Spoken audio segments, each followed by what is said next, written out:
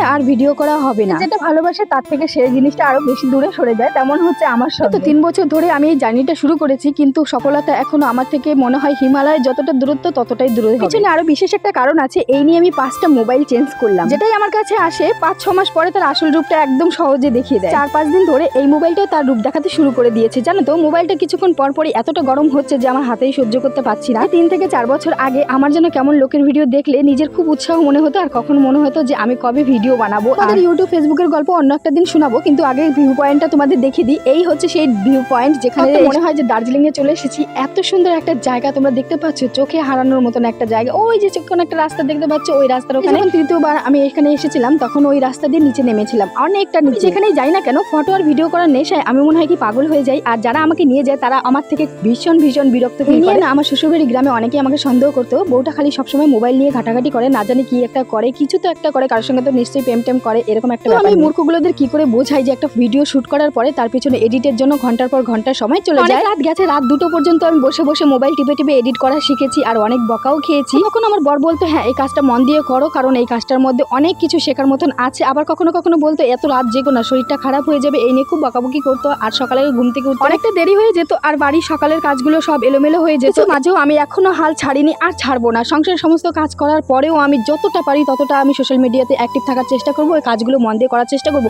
দেখবো সফলতাটা কতটা দূর, কোথায় আছে সফলতা আমি